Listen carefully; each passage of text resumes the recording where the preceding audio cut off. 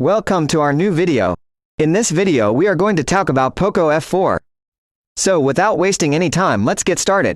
Last year's Poco F3 was a really famous mid-ranger, and presently we have the sequel, the Poco F4. A great deal of Xiaomi's mid-rangers and cell phones overall have been bringing just little steady changes this year.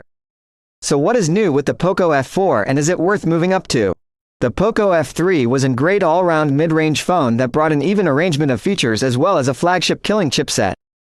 And the Poco F4 follows the same equation. Not a ton has changed since last year, and that has been the repetitive subject of 2022 phones. The most notable upgrades are a new main camera and quicker charging and Dolby Vision support. The look of the F4 are moderate, but the flat and mirror-like back panel spices things up a little bit. The back is made of glass, but it isn't Gorilla Glass 5 like last year. The edge is plastic here, and the phone feels strong in the hand. Like last year's Poco F3, you get IP53 evaluated protection against dust and waterproofing. The Poco F4's display is a similar to nearly. It's again a 6.67-inch E4 AMOLED with a 1080p resolution, Gorilla Glass 5 protection, and a 120Hz refresh rate. The display is sharp, contrasty, and lovely color exact. Its brightness is brilliant. We estimated a limit of 530 nits with a brightness slider, and this lifts up to 1000 nits in auto mode when in bright conditions.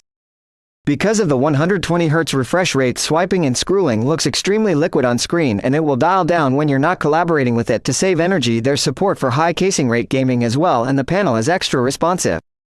While you're playing a game, thanks to a 360Hz touch sampling rate for sound, the Poco F4 has a couple of sound system speakers, and this year they have Dolby Atmos support. They scored a decent mark in our loudness test.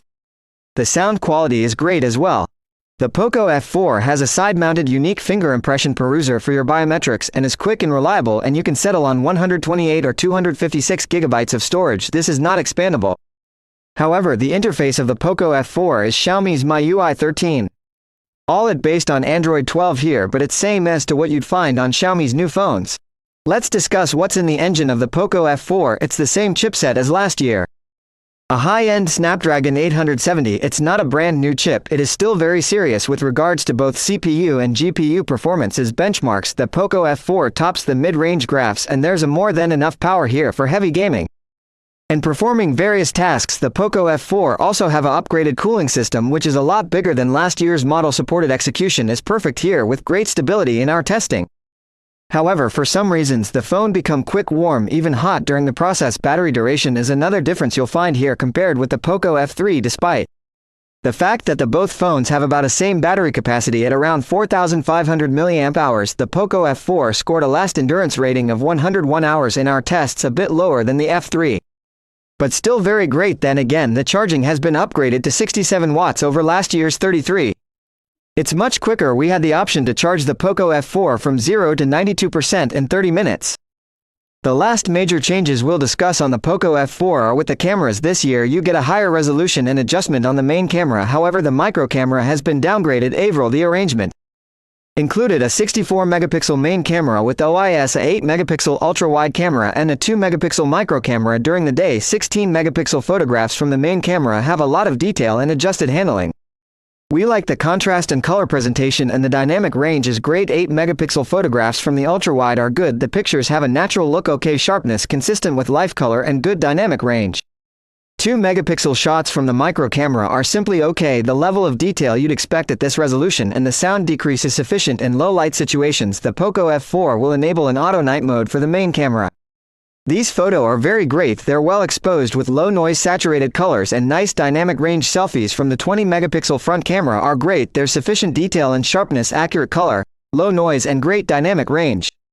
The Poco F4 can record video in up to 4K resolution at 60 FPS with this main camera. The quality is great with a lot of detail, sharpening, realistic color, and exceptional dynamic range. The contrast could be better. However, likewise, there's generally on electronic adjustment, and it doesn't work very well joined with the main camera's OIS. You get non-stop focus hunting. The ultra-wide is restricted to 1080p, and its video quality is good with a satisfactory level of detail, realistic looking color, and wide dynamic range. The differentiation passes on more to be wanted. So that is the Poco F4. It's a pleasant mid-range package with a flagship killing chipset, a pleasant AMOLED screen, good cameras, strong battery duration, and quick charging at a really attractive price too. Not much has changed since last year. And the F4 presumably does not upgrading to over the past model that is essentially the 2022 phone seen in generally. But on the off chance that you're on the market for a mid-officer, the F4 is a really best. If you liked the video, give the big thumbs up and make sure to subscribe. Thanks for watching and see you on the next one.